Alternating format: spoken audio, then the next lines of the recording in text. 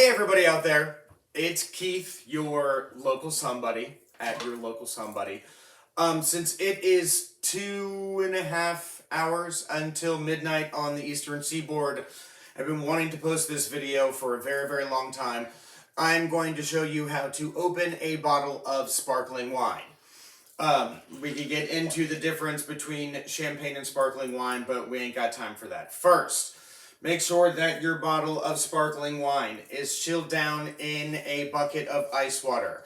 If you don't have a lot of time, I actually say do not put it in the freezer. We forget.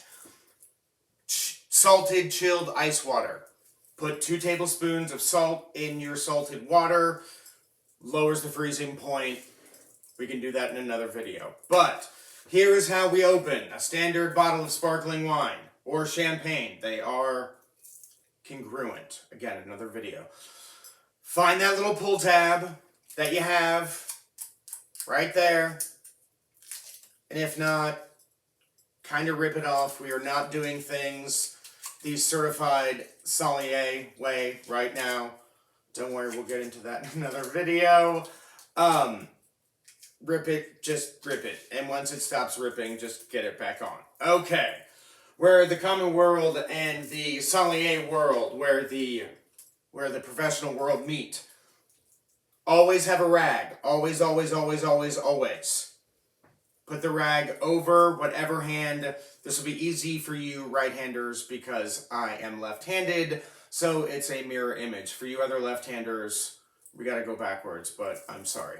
So, you put the rag on top. When you find the key on that bottle, the cage, it is 6 half turns. 1, 2, 3, 4, 5, 6. Kind of spread it open with your fingers. Never, ever, ever, ever, ever let your hand off of the cage, the cork, or the rag. Shimmy it down there. Get yourself a good grip. Do not move the cork. Move the bottle. Once you feel a little bit of that bottle movement, contrary to popular belief, and again, this is both, oh,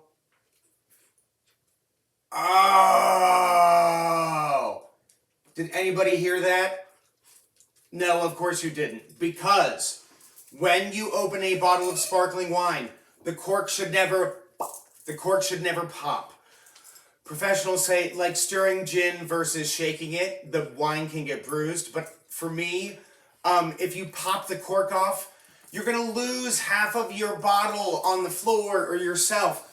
Don't waste your alcohol. Try to get it as silent as possible. Don't pop. All right. Take your flute. Pour lightly.